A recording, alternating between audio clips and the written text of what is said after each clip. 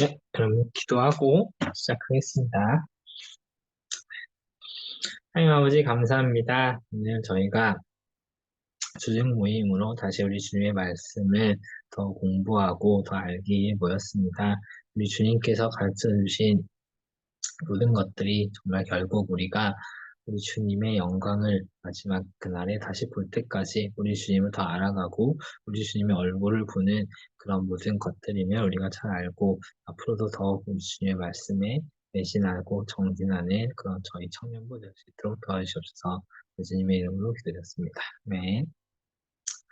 네, 오늘 공지 드렸던 대로 오늘이 지난 2년 동안 이렇게 여러 가지로 막 배웠던 조직신학 주중 모임의 마지막이네요. 네, 딱 정확히 2년 된 것 같은데, 네, 일단 오늘의 진도를 나눠보도록 하겠습니다. 자, 오늘 성경의 주제에서도 마지막이고, 종말론에서도 마지막이 그 재림 이후, 신자의 영원한 영광, 영원한 영광. 자, 우리가 지난주에는 예수님의 재림 이후 종말이 이제 다가오고 불신자의 영원한 심판에 대해서 가는데 오늘은 신자에게 있는 반대로 신자에게 있는 영원한 영광을 볼 거예요. 자, 영원한 영광, 천국이라고 했죠. 천국이라고 할게요. 영원한 천국이고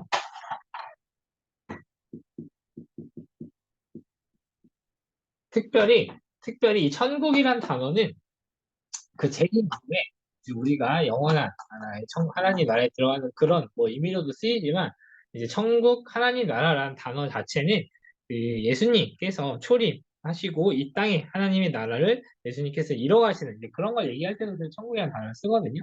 근데 이제 재림 이후에 정말 그 종말이 완성되고 종말의 때가 완성되고 있는 그 영원한 천국은 그 성경에서 특별히 새 하늘, 새 땅, 뭐 이런 식으로 또 새 예루살렘, 새 성전, 막 이런 식으로 이렇게 새라는 단어를 써요. 한국 성경으로는 뭐 영어나 뭐 히브리 성경 모르겠고 새 하늘과 새 땅 이런 표현 많이 들어보셨죠?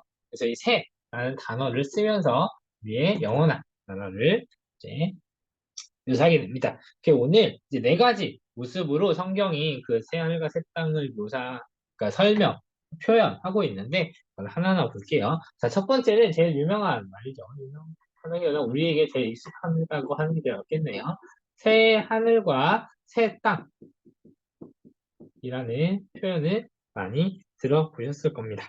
자, 새 하늘과 새 땅은 말 그대로 new, 새로운 거잖아요. 새로운 건데 이게 그 완전히 새로운 존재라는 의미가 아니라, 그러니까 지금 있는 하늘과 땅이 다 없어지고 다시 새로운 하늘과 새로운 땅이 생기는 게 아니라 지금 현재까지, 그러니까 현재의 땅과 연속성이 있지만 플러스 질적으로 새롭다라는 거를 의미한다고 합니다.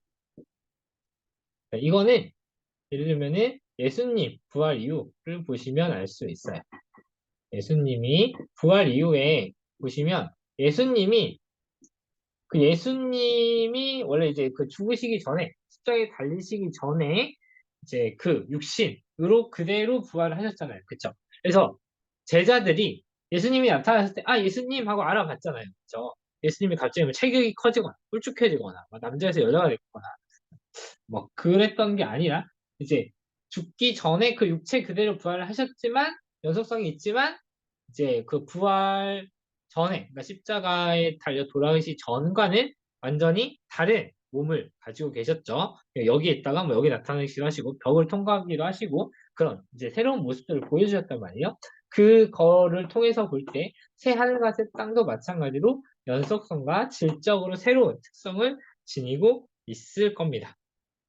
마찬가지로 사도 바울도 이거를 이제 피조물 해방을 재창조보다는 갱신으로 새롭게 되는 걸로 묘사를 했어요. 즉, 갱신으로 우리가 갱신이 뭔지 알죠? 새롭게 고쳐지는 거, 그러니까 갱신이고 만약에 이 새하늘과 새 땅이 완전히 새로운 존재라면 이게 어떤 의미에서 말이 안 되고 모순적이냐면은, 자, 어쨌든, 하나님이 태초에 천지를 창조하셨잖아요. 그쵸?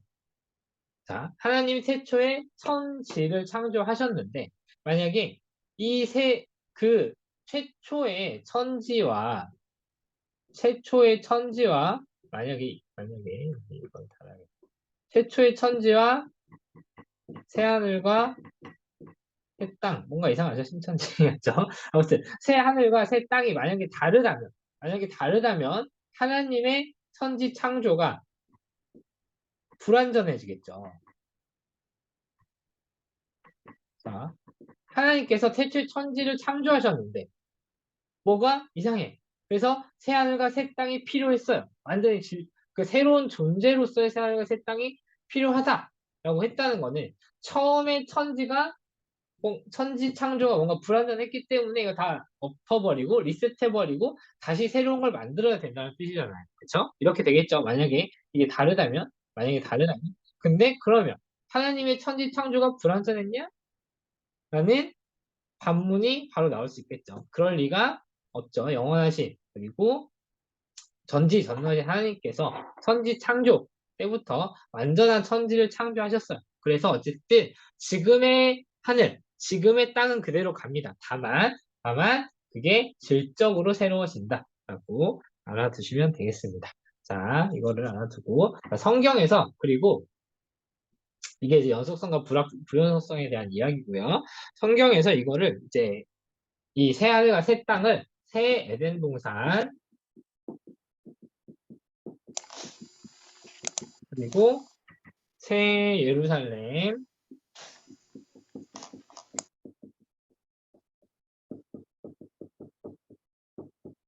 또 뭐라고 묘사하냐면요. 새 성전이라고 묘사합니다. 자, 하나하나 볼게요. 자, 새 에덴 동산을 보면은 에덴 동산 생각해 보면은 그러니까 새 에덴 동산이 있다는 거는 그냥 에덴 동산이 있었다는 거겠죠. 그리고 그냥 에덴 동산에 뭐가 있었는지는 그리고 어떤 일이 있었는지는 우리가 매우 잘 알고 있죠.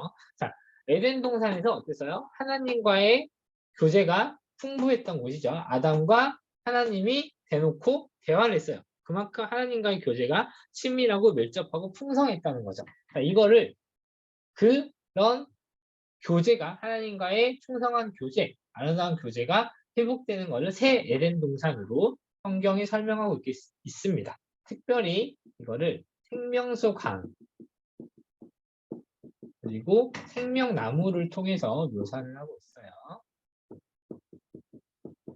자, 생명수 강을 보면은 에덴 동산이 이제 에덴 동산에서 많은 나무들이 열매를 맺는 원천이 되고요. 그리고 에스겔 선지자의 환상 속에서는 에스겔 선지자가 그 환상을 보는데 보통 우리 에스겔 선지자 하면은 뭐 마른 뼈 환상 이런 걸 많이 떠올리기도 하지만 어쨌든 에스겔 선지자가 여러 환상을 보는데 거기에서 새 에덴 동산에 대한 환상이 있었거든요. 거기서 보면은 에스겔 선지자가 봤던 새 에덴 동산의 생명수 강에서 생명수 강은 이제 성전으로부터 흘러나와요. 성전으로부터 이렇게 흘러나와요. 성전으로부터 흘러나온다는 건 무슨 뜻이냐면 성전이 뭐예요? 성전이 여기도 있겠지만 하나님이 계시는 곳이잖아요. 그렇죠? 그래서 하나님이 계시는 곳에서부터 뭐가 이렇게 흘러나와요. 이게 바로 성령을 의미하는 겁니다. 사실 우리가 주교제는 물론 성경이죠. 우리가 아무튼 교제를 삼고 있는 그 조직신학 만화책 만화 조직신학 시리즈에서는 아쉽게도 뭐 성령론이 따로 막 이렇게 깊게 다뤄지지 않았는데 어쨌든 성령론에 대해서 이제 여러 가지 뭐 조직신학 책이나 이런 거 찾아보시면 좀 옛날 표현인데 뭐 성령은 성부 하나님으로부터 발출하시고 그리고 성부와 성자 하나님으로부터 출래하신다. 약간 뭐 이런 표현이 있거든요. 무슨 말인지 잘 모르겠죠. 자, 꼭 공부를 해보세요. 자, 어쨌든 성전에서부터, 그러니까 하나님으로부터, 그러니까 하나님으로부터 뭔가 성령도 하나님이신데 아무튼 하나님이 계신 곳으로부터 뭔가 흘러나온다. 즉 성령 흘러나온다. 그게 출래 그런 표현이거든요. 그게 성령임을 의미하고요. 즉 새 에덴 동산에서 생명수가 즉 성령님이 이렇게 흘러나오면서 그 은혜를 우리에게 막 부어주신단 말이지. 새 에덴 동산에서는 성령님 안에서의 하나님과의 교제가 매우 풍부할 것이다. 이제 이런 표현, 성령 충만한 삶을 이제 살 것이다. 이런 표현을 생명수 강으로 성경이 표현하고 있습니다. 자, 생명나무는 자, 우리가 창세기에서 에덴 동산에서 배울 때도 우리가 뭐지 그 여러 나무가 있지만 특별히 두 가지 나무를 많이 이제 중요하게 강조를 하죠. 첫 번째가 우리가 더 사실 익숙하게 알고 있는 거는 선악을 알게 하는 나무의 열매를 알고 있죠. 즉 선악과를 이제 맺는 그 나무. 선악과라고 뭐라고 하죠? 선악나무라고 나가죠. 어쨌든 선악을 알게 한 나무의 열매에서 그 나무랑 그리고 생명나무가 에덴 동산의 중앙에 있다. 이런 표현이 창세기에 있죠. 자, 창세기에서 사실 에덴 동산의 중앙에 생명나무가 있었다는 거는 그 생명나무를 통해서 하나님으로부터 생명을 얻는, 즉 구원의 방법을 하나님께서 에덴 동산에서부터 주신 거고, 그게 이제 예수님을 상징하는 거거든요. 아담과 우리의 구원의 방법은 동일해요. 아시죠? 아담이든 우리든 똑같이 예수님의 죄 구속, 예수님의 제사를 통해서 구원을 받는데 그 의의 전가 그리고 죄를 용서받고 그런 것 때문에 구원 받는데 어쨌든 그 생명나무 옛 에덴 동산에서 있었던 옛이라기보다는 어쨌든 그때 에덴 동산에 있었던 생명나무가 새 에덴 동산에서도 마찬가지로 있을 겁니다. 이게 뭐 예수님을 상징하는 거고 그 마찬가지로 이제 하나님과의 교제 상징하는 이런 걸로 보실 수 있고요. 그리고 특별히 생명나무가 에덴 동산에서도 있었고 아까 에스겔 선지자의 환상 얘기했잖아요. 거기서도 있고 또 새 에덴 동산에도 있어요. 그러니까 생명나무가 계속 이제 우리 하나님과의 교제가 풍부한 곳에서는 항상 생명나무가 있어요. 당연하겠죠. 그 예수님을 상징하는 것이라면. 그리고 이 생명나무는 뭐 성경에 묘사를 보면은 매달 열매를 맺는 풍성함이 있고요. 자, 우리가 예를 들면은 사과나무를 가을에 한철 따가지고 1년 내내 먹죠. 근데 이 생명나무는 매달 열매를 맺는다고 묘사해요. 그만큼 열매가 실제로 뭐 30일마다 한 번씩 열매를 맺는다는 게 아니겠죠. 풍성한 성령의 열매를 말하는 거고요. 그리고 매달 새로운 열매, 신선하고 새로운 그러니까 매일매일 새로운 은혜를 우리가 누리게 된다는 겁니다. 그렇죠? 날마다 새로운 은혜를 우리가 누리게 되는 즐거운 하나님과의 교제를 이제 그 하나님과의 교제가 풍성하고 신선하다. 이런 표현이 생명나무를 통해서 이러한 개념 이런 것들이 새 생명나무를 통해서 표현되고 있습니다. 자, 다음에 새 예루살렘인데요. 자, 예루살렘은 어디였어요? 이스라엘의 수도였고, 즉 이스라엘 민족에게 예루살렘은 하나님이 다스리시는 도시, 하나님이 통치하시는 사회였잖아요. 근데 그 예루살렘도 결국 이제 인간의 죄로 인해서 이렇게 뭐 흩어지고 그러게 됐지만 새 예루살렘은 하나님이 완벽하게 다스리시는 이상적인 사회를 의미합니다. 즉 영원한 하나님의 나라가 이렇게 이상적이고 아름다운 곳이다. 하나님의 통치가 영원한 곳이다. 이거를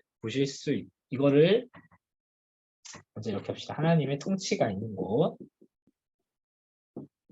이렇게 먼저 이해를 하시고 하나님의 통치가 있는 이상적인 곳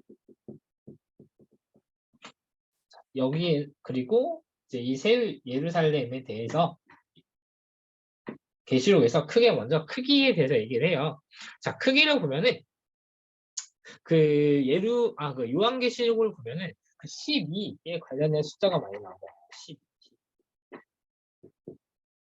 12에 관련된 숫자가 많이 나오죠. 그래서 신천지 같은 경우는 14만 4천 명 이런 얘기를 하는데 신천지 신도가 14만 4천 명이 넘었죠. 그래서 그 이후에 되게 재밌는 해석을 또 새롭게 할 수밖에 없는 그런 상황인데 요한계시록에서 12가 나오는 거는 어떤 의미냐면 성경에서 12는 일단 뭐 완전함 뭐 그런 거를 의미하기도 하지만 그 조금 더 들어가면은 12는 12지파와 구약에서는 12지파, 신약에서는 12제자가 있죠. 그리고 이거를 조금 더 자, 언약, 신약이 이제 새 언약이죠. 그 언약적 관점에서 보자면 12제자, 즉 12사도라고 보시면 되겠습니다. 자, 구약에서 구원받는 방법이 뭐였어요? 하나님의 백성, 즉 이스라엘 민족이라는 그 테두리 안에 들어가는 거였죠. 물론 이제 이방인의 구원에 대해서는 하나님이 계속 보여주고는 계셨지만 어쨌든 직접적으로는 이스라엘을 선택하셨고 이 12지파, 이스라엘 12지파를 통해서 구원 사역을 시작을 하셨어요. 이게 어디 나오죠? 히브리서에서 나옵니다. 히브리서에서 그런 내용이 나와요. 먼저 이스라엘을 통해서 구원 사역을 시작하셨다. 이런 내용이 나오거든요. 자, 그러다가 이제 신약, 새로운 언약, 새 언약, 그 옛 언약을 다 폐기하고 이제 예수님에 의한 새 언약에 대한 구원을 어떻게 나나요? 예수님이 몸 대신, 예수님이 죄송해요. 예수님의 머리 대신 그 교회를 통해서 복음이 전파되고 그 복음에 의해서 구원이 일어나죠. 자, 우리가 교회론 할 때 배웠습니다. 교회의 특성 중에 하나, 사도성. 자, 사도성이 뭐라고 했죠? 교회가 사도적인 특성을 가지고 있다는 게 아니라, 물론 이제 일부 조금 말씀인데 조금 더 이제 한 단계 더 깊이 들어가면 단순히 교회가 뭐 사도적인 뭐 그런 사역을 한다 이런 게 아니라 교회가 초대교회 예수님을 직접 예수님께 직접 배우고 예수님을 직접 모시고 다니는 건 중요한 거 아닌데 아무튼 예수님의 부활을 직접 목격하고 그렇죠? 예수님께 직접 배운 그 12사도들의 그 복음의 전통을 따라가는 게 교회의 사도성이라고 했어요. 자, 그래서 신약에서는 이 12제자를 따라가는 12사도들의 가르침을 받고 그 복음을 받아들인 교회를 통한 구원이 일어납니다. 교회의 사도성에 대해서 꼭 한번 다시 펼쳐보시거나 쓰시기 바랍니다. 자, 그러면은 새 예루살렘의 크기는 즉 12지파, 그 12라는 숫자를 통해 나타나는 이 숫자를 그 크기를 통해서 12지파, 그리고 12제자로 대표되는 이 사도의 가르침을 따르는 교회를 통해서 구원을 받는다라는 것을 새 예루살렘의 크기를 설명하면서 보여주고 있습니다. 즉 천국, 이 하나님, 영원한 하나님의 통치를 누리고 하나님과 함께 통치하는 사람은 이 교회에서 바르게 하나님을 섬기는 그런 신부들이라고 할 수 있겠죠. 그 다음에 새 예루살렘 성을 짓는 재료에 대해서 묘사를 합니다. 그게 이제 여러 가지 뭐 황금, 뭐 보석, 막 이런 거 막 이렇게 있잖아요. 그래서 그거는 특별히 깊게 들어갈 건 없고 그렇게 이제 영광스러움의 그런 상징이라고 보시면 될 것 같아요. 아름다운 보석과 깊이 찬란한 그런 모습들을 통해서 우리가 새 예루살렘에서는 엄청 이렇게 영광스러운 삶을 누릴 것이다. 이렇게 보시면 될 것 같고요. 자, 그리고 마지막으로 이제 성경에서 이 새하늘과 새 땅, 영원한 이 새하늘과 새 땅을 새 성전으로 또 묘사를 합니다. 자, 성전이 이스라엘 백성에게 어떤 곳이었어요? 하나님의 임재가 있는 곳이었죠. 특별히 여러분 아시겠지만 뭐 성소도 그렇고 성전도 그렇고 이 성전 안에 특별히 지성소가 있어요.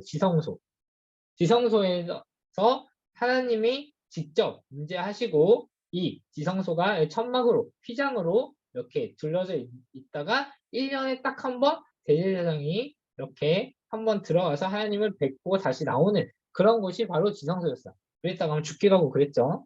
하나님의 얼굴을 잘못 보는 그런 이제 제사장도 죽기도 하고 그랬어요. 자, 그래서 하나님이 직접 임재하시는 곳이 이 성전 그리고 특별히 지성소였어요. 자, 근데 이 요한계시록에서 나타나는 새 성전은 지성소가 따로 없어요. 왜냐하면 이 성전 전체가 이제 사실 이 천국 이 전체가 지성소였기 때문이에요. 우리가 영원한 천국 새하늘과 새 땅에 들어가면 그 곳 자체가 새하늘과 새 땅 모든 곳이 하나님의 임재가 있는 지성소가 되는 되는 거죠. 그래서 예루살렘 성 전체가 성전이고 지성소고, 즉 그리고 지성소에 들어가는 사람은 오직 대제사장이었는데, 새하늘과 새 땅이 전부 다 지성소라면 그 안에 있는 모든 신사들이 다 대제사장이라는 거겠죠. 그래서 천국 시민들은 모두 다 대제사장이 되었다는 것을 새 성전이 특별히 지성소가 별도로 있지 않는 새 성전을 통해서 우리가 알 수 있고요. 여기에서 우리는 이 새 성전에서 하나님의 얼굴을 대하여 볼 것입니다. 자, 고린도 전서인가요? 후서인가요? 아, 떨리네. 거기서 보면은 이런 표현이 나오죠. 지금 우리가 거울을 보는 것과 의미하나 그때는 우리가 얼굴과 얼굴을 마주 대하여 볼 것이요 라고 나오죠. 거기서 거울은 우리가 보는 매끈한 거울이 아니라 옛날에 썼던 그 청동 거울, 흐릿한 그 거울을 말해요. 그런 흐릿한 거울을 보는 거가 치가 아니라 정말로 이렇게 면대면 대면 얘기를 하듯이 명확하게 하나님의 얼굴을 보면서 이야기를 한다는 거고요. 우리가 주의 얼굴 보기 원합니다. 이렇게 찬송을 하잖아요. 그 얼굴을 본다는 게 바로 하나님과의 소소한 교제를 누린다는 거고요. 특별히 하나님께서 얼굴을 매우 명확하게 드러내 주신 사건이 바로 성육신 사건입니다. 자, 하나님의 얼굴을 본다고 우리가 얘기를 하는데, 자, 그러면은 우리가 사실 뭐 다들 아시겠지만 이걸 한번 점검해보면, 자, 하나님의 얼굴이 있으실까요? 자, 하나님의 얼굴이 있으실까요? 자, 얼굴은 뭐예요? 육체죠. 하나님이 영적인 분, 하나님은 영이신데 얼굴이 없으시겠죠. 그렇죠? 그래서 하나님의 얼굴을 본다는 것은 그만큼 하나님을 더 알고 하나님과 더 친밀한 교제를 나눈다는 거고요. 그래서 모세도 하나님이 너 뭐 해줄까 했을 때 모세가 하나님의 얼굴 보기 원합니다. 우리 주님을 더 알기를 원합니다. 라고 했죠. 근데 하나님께서 뭐라고 하세요? 네가 나 보면 너 죽어. 그러니까 내가 등만 살짝 보여줄게. 바이튼 사이를 아주 살짝 보여줄게.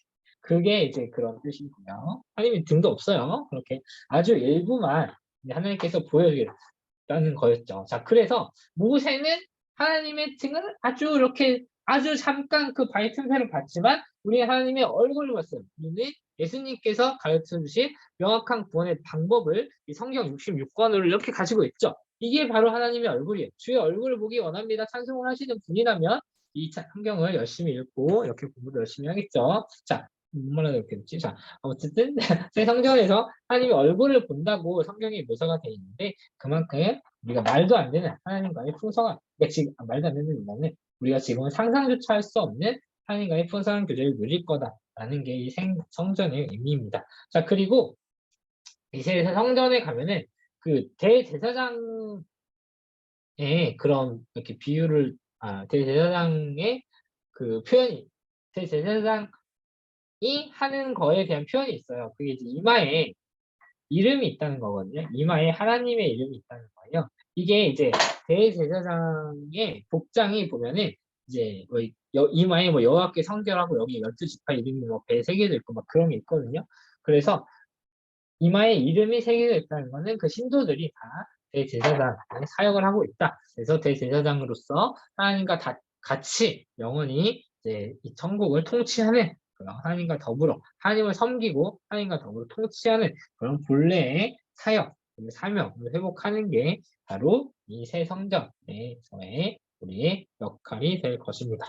자, 그래서 우리는 이 영원한 천국에 대한 이거를 이제 이런 내용들을 통해서 영원한 천국에 대해서 우리가 어떻게 적용할지에 대해서 어떻게 생각할지에 대해서 정리가 되어 있어요. 자, 이 영원한 천국에서는 하나님, 인간 그리고 자연이 완전한 조화를 이루는 삶을 살 거예요.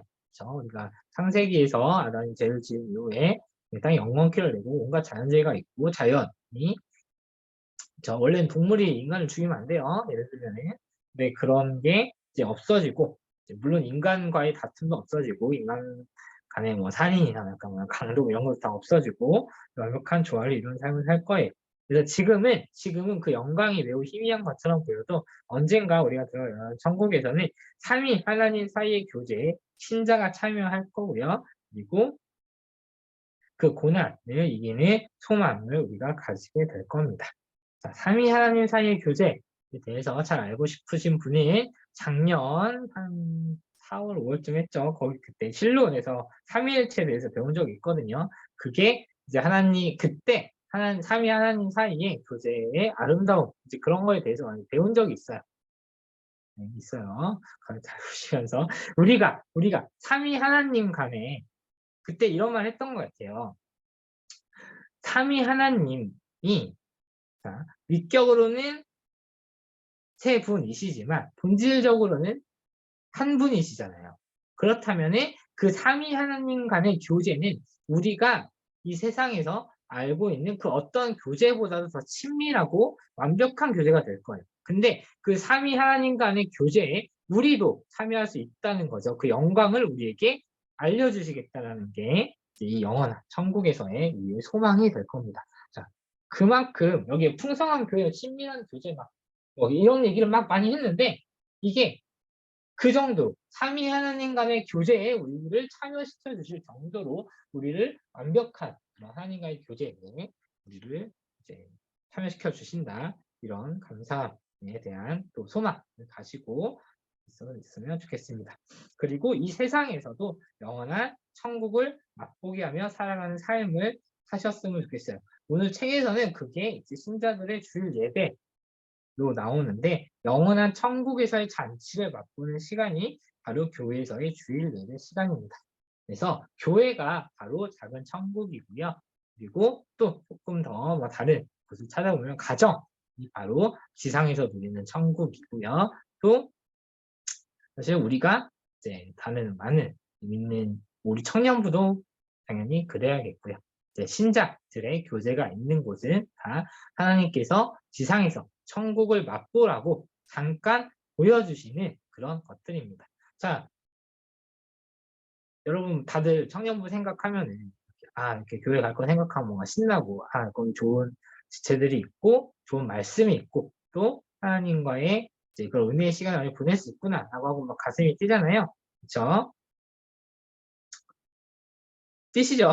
네. 근데 하물며 이 세상에서의 교회에서 완전 그 불완전한 어쨌든 인간의 교회는 불완전해요. 물론 하나님 예수님께서 그걸 이끌어 가시지만 이제 그런 우리 안의 교제도 그렇게 불완전하고 미흡한 교제도 그렇게 신나고 재밌는데 사실 하나님과의 교제는 얼마나 더 풍부하고 우리에게 이제 아름답게 다가올지 그런 걸 생각하시면서 영원한 천국을 기대해 보셨으면 좋겠습니다. 네, 오늘 여기까지 하고요. 책은 58분까지 읽을게요. 9시 58분까지 책 읽고 다시 모이겠습니다.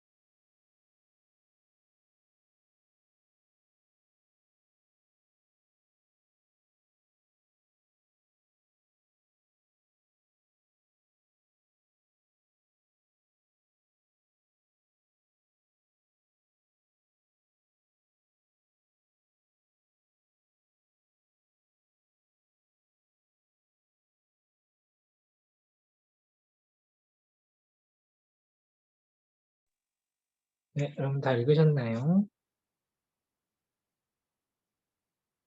못 읽으셨고 꼭 마무리해 주시고 혹시 뭐 질문 있으시거나 나눌 이야기 있으신 분이